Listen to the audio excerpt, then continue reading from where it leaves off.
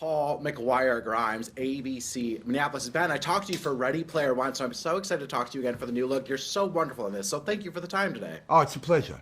It's an absolute pleasure. Yeah. Now I'm curious, how much of this story did you know going in? And what surprised you most about Christian Dior's story? How tenuous the road was, how narrow the road became, and you know, and the whole thing with his sister and the war and everything. I knew nothing. I knew nothing about it. I loved learning this history because I really did not know a lot either. Now, John Malkovich, the great John Malkovich, has one of the best lines in the series. He says, "Creation is our way forward." And I'm curious, has there been a project that you've worked on that really came at the right time, where it kind of got you out of this funk or a darker place? Absolutely. Like, it happens a lot. Like, there's a sense in which when you're a jobbing working actor, you get a job. I mean, it's like, okay, great, something to focus on. But there definitely has been, specific jobs which were like, take this job or remain in this funk. And given that you're from the home of Prince, there are some funks I love to remain in, but there are some funks that are better going off and working. I love that you just dropped a Prince reference. I love it so much. Speaking of John Malkovich, I read you have worked with incredible actors, incredible directors in your career, and yet I read that you still kind of geeked out working next to John Malkovich. So talk to me about that, and what do you take away from just sharing scenes with such an icon? The best thing about working in this business is you get to see people that you've seen on TV and movies and stuff. It still is the best thing. You get to geek out all the time. Working with Malkovich was awesome because he's so smart, and he said, "Look, it's hard not to suck at acting," and I'm like, "Isn't it though? It is. It's really hard not to suck at it. It really is." It's awesome. It's just like you get those moments, and it's just awesome.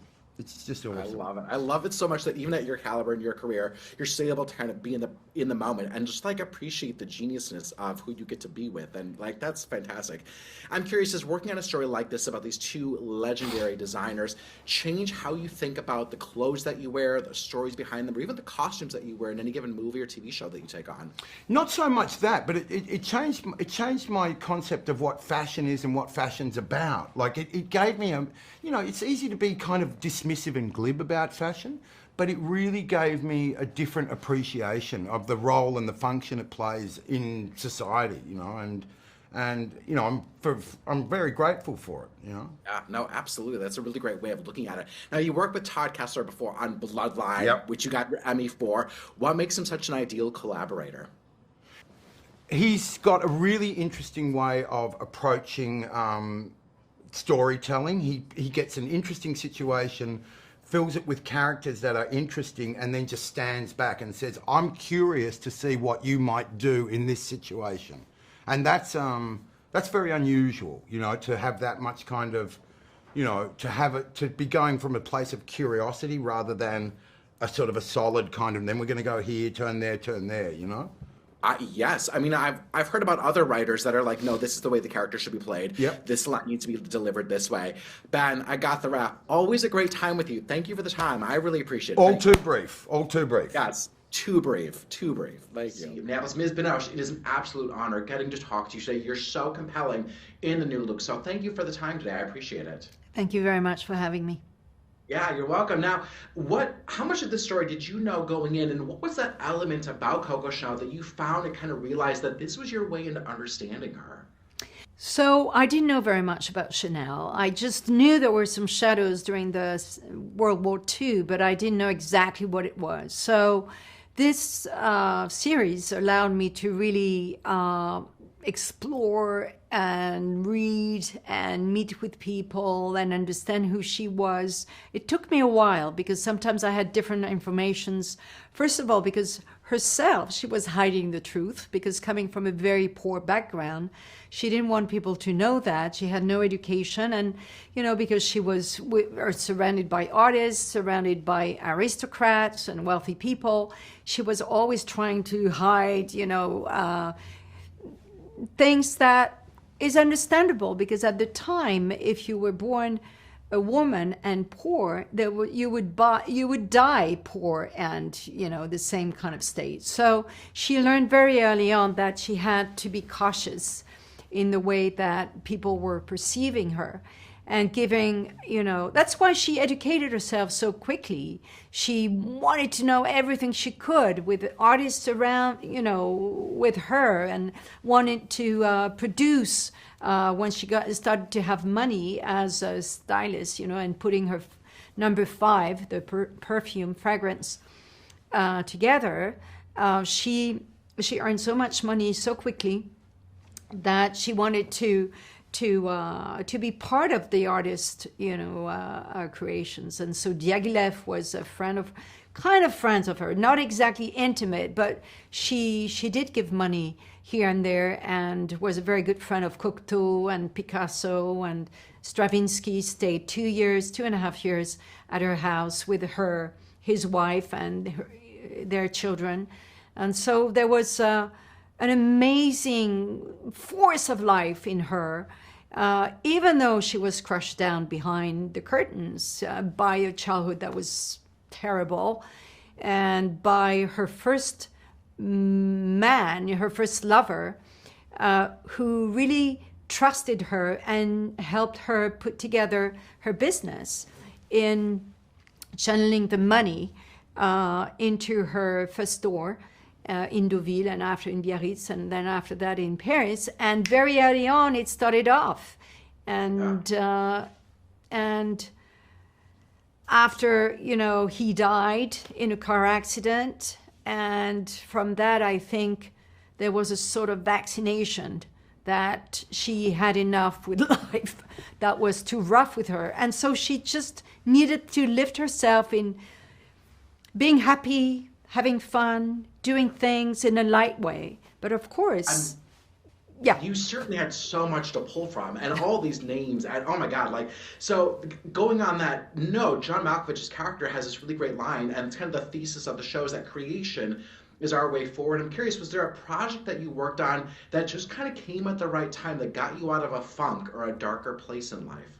Well, when I started as an actress, I didn't have parents to help me behind me, just my mother paid my theater class for a year, and she said, it's the only thing I'm doing to you, so you've got to put yourself together and find ways to work. And I was lucky enough to meet with my first lover, who was Italian and was very generous, and so I lived with him, and so I had a place to live in, and I had some food on my plate, but I knew that I could not rely on anything, and so very early on, I learned to work very hard in order to become the best actress I could, because I don't think I was particularly talented. I was sensitive. I had, I could understand things quickly. In observing, it would, I was in it. I was already in it, if I may say. But it took my teacher to really, shake me in order to stop acting and to understand the difference between acting and being. And being becomes really the place I wanted to belong, because it's more interesting, because your cells are changing when you're being. When you're acting, you cut off from your body. So I'd say that the beginning, because I had to make a living very early on, at 18, I started to have small roles here and there with Godard, great directors, but there were small roles, and doing little theater plays here and there, and trying to survive. But I think the fact that I was, confronting that was nobody to help me. I found my inner engine in order to, girl, if you want to do what you love doing, just work. And that's what I did. I love all of that observation, being instead of just acting. such a great acting lesson you just gave me, Ms. Minoche. So thank you so much for the time. I got the rap. I wish I could keep talking to you. This has been great. So Thank you you. for the time. Thank you very much. Yeah, bye-bye. ABC Minneapolis, Mr. Malkovich, an absolute honor getting to talk to you today. So thank you so much for the time. I completely appreciate it. Thank you. Thank you. Yeah. Now, your character, Lucien DeLong, had a really big fashion house that really paved the way for Balenciaga and Dior. I'm curious, did you do a lot of research into him, or are you someone that kind of sticks to the script when preparing for your work? More stick to the script. I found out a bit about Lelong. There wasn't anything that would have made such a huge difference to how I played it that I've found out. And usually I concentrate my preparation on what the script says and what the character does in the script. Yeah, absolutely. I'm loving the jacket that you have. And I Thank know you. that you create menswear fashion wear, which I think is so stunning. And I'm curious, who were your inspirations and how did you want to get into fashion yourself? I'd always had an interest in clothes. I'd costume plays and things and worked very closely with a number of designers as a director in the theater and as an actor and director in the movies. So I had always had an interest, and around 2000, 2001, a young Italian person who worked in the fabric business asked me if I would design a line.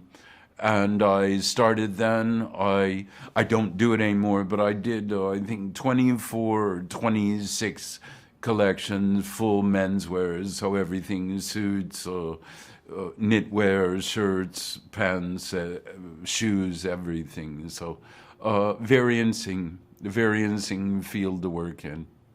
Yeah, I mean, you are always so busy. I would love for you to get back into it. I would love to wear like a John Malkovich collection. I think that's so stunning, and I love your background in the theater as an actor. Like, I just respect it so much. Thank you. One of the lines that stands out in this entire series comes from you, where you say, "Creation is our way forward." And I'm curious, has there been a project in your own life that you've worked on that just kind of came at the right time, that got you out of a funk or a darker place?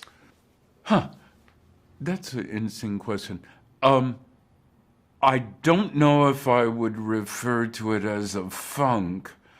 I think my sort of personal mood was fine, but a director of a Baroque orchestra in Vienna asked me to do a piece with his orchestra, and that kind of launched a period of very intense creativity in the field of collaboration with classical musicians. And since then, I've done 8, 10 pieces like that, many of which have traveled the world, and some of which I still do. And I'm starting a new one with the opera singer Cecilia Bartoli. We're writing now, and we'll start rehearsing in March at the opera in Monte Carlo. And I've done 3 pieces with 2 colleagues in Vienna, one a conductor and one a writer, director, with this Viennese Baroque orchestra called the Wiener Academy, and also adapted or written pieces as an individual that I've done with other colleagues. So that was I wasn't in a funk, but it was a new mode of expression, which I greatly appreciated and didn't particularly know anything about at all when I started. That is amazing. I got the rap, but I just love that you're talking about finding inspiration in unknown places and letting that drive you. This is incredible. Mr. Malkovich, John, Thank you. thank you so much for the time. Thank you, sir. I love it. Thank you. Pleasure. Thank you. Be well. Wire Grimes, ABC. Minneapolis. Maisie, it is really great talking to you today. So thank you so much for the time today. I really appreciate it. Of course, you're very welcome. Lovely to chat with you too. Oh, yeah, thanks, likely. Now, there's really great, rich history that's presented in the show about Christian Dior and Coco Chanel, but you get to play Catherine Dior. How much did you know about her going in? What did you find most kind of interesting in the kind of research that you did, or did you kind of just primarily stick to what was given in the script? So I knew very little about Catherine and her story before making the show. I had heard the term Miss Dior, but I had no idea that it was based on a real girl or even Christian's sister. Like, I just had no idea. And so, first of all, kind of learning about her was through Todd, our amazing creator. And then after that, I went on to read this amazing book called Miss Dior, which was by Justine Picardy, and it really dives into her life, the entirety of her life, and I found that to be really useful. And then, we had these incredible scripts, which summarized this story as best we could within 10 short hours. And for me, I really felt like it hit the key moments that I needed in order to really flesh this story out in my head. And I had lots of space in between shooting and lots of time to myself in my apartment in Paris. And I really just used that time to listen to this audiobook and kind of dive into everything that we're not showing, I guess. But yeah, really that was kind of like my process. Yeah, no, that's great. And shooting in Paris must have been just a dream. I'm curious, does working on a story about these legendary designers, just change how you think about the clothes that we wear, the stories behind them, or even the costumes that you wear in any given show or movie that you make? Yeah, absolutely. I think that particularly the new look, we still see today the influence that collection had on fashion. And it's a silhouette that I am so drawn to and have kind of honored for a lot of this press tour with designs that people were making 2 seasons ago, 3 seasons ago, things that are from the 50s, 60s. And they all still have this very iconic look that thread them all together. And I just think that that's so beautiful. And I think we also kind of look at these massive brands and these huge corporations on the street, these big stores, and it's kind of easy to forget that they all came from the mind of one individual. And so I think with this show it's nice to take these names that are so sparky and so buzzwordy and really just strip it back to see the people behind them. Right, absolutely. I love getting to know them very specifically in the show. Now, Chanel kind of discusses the concept that everyone knows her for Chanel No. 5 perfume and some of her designs and silhouettes. Do you think about your legacy as an actress as you pick new projects, especially after the huge success that was Game of Thrones? Yeah, I mean, I feel like I was so lucky to play a character who's beloved by so many people on a show that was seen by so many people. It's every actor's dream. But that came so early in my career that I kind of was always thinking is that what it's only going to be? Am I going to get to do other things? And I think what I've really learned is that there's so many different ways to measure success. And I think for me in my career, what I measure success by is how proud I am of the work that I'm doing. And getting the opportunity to play someone like Catherine is really an actor's dream. There's so many different layers to the performance and ways that you can change yourself to embody someone brand new.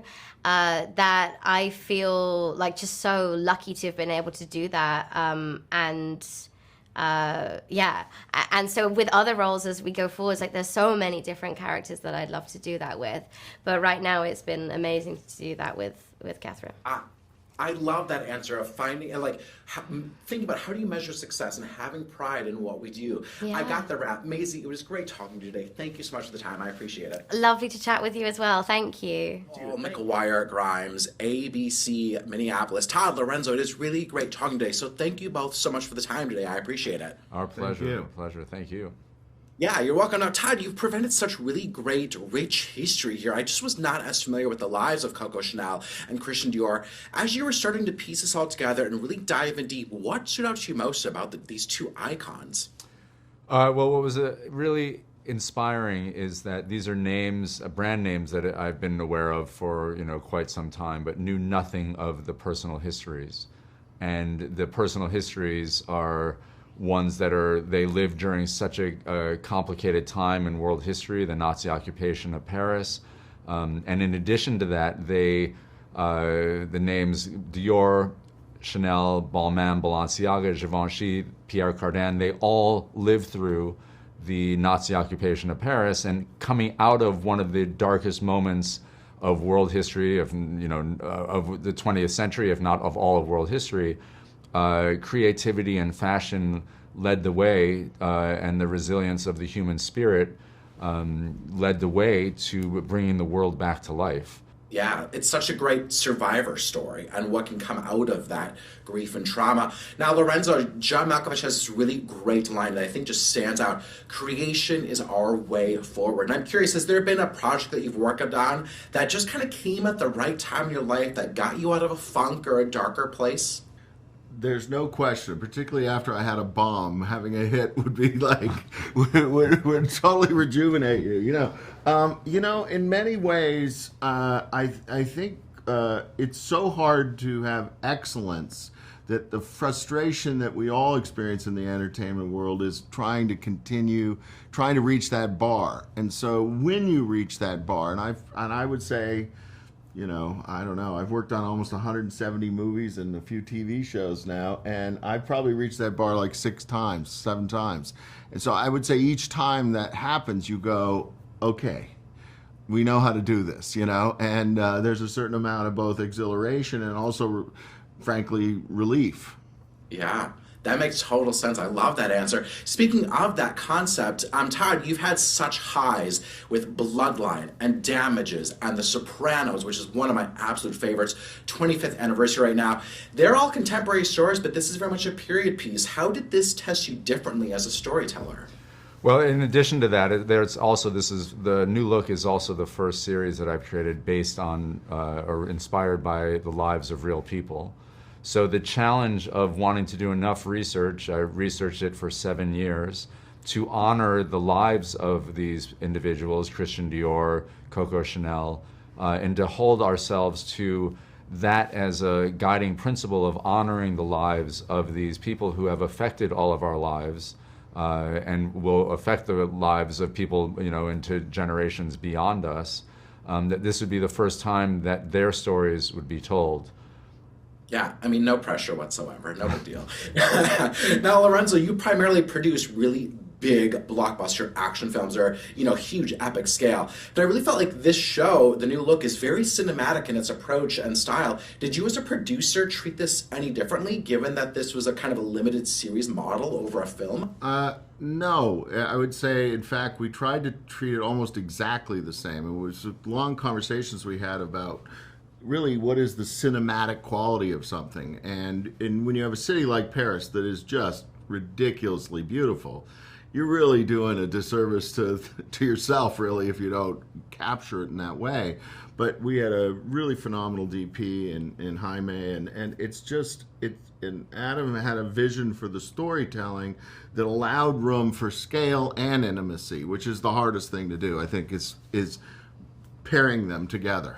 Yeah, oh, for sure. And figuring out what that was going to look like. Now, Todd, I got the rap. Oh my God, I'm so sorry. No, Thank you both. Go ahead, answer another one. Go ahead. You got such good questions. Oh my God. Well, I just want to say you've worked with Ben Mendelsohn before on Bloodline, who I just love him as such a rich actor. What makes him the ideal collaborator? Well, the experience on Bloodline led me to want to work together with Ben again, and the ideal collaborator is someone who, in Ben, is willing to jump in and not have it be any specific way except what it's going to live and breathe and be a product of our collaboration. Oh, absolutely. I love that. He's so great. Your cast is unbelievable in this. So, but thank you both for your time. Thank you. I Thank you. appreciate it. Thank you. Thank you. Appreciate your enthusiasm. Oh, thank you. Thank you.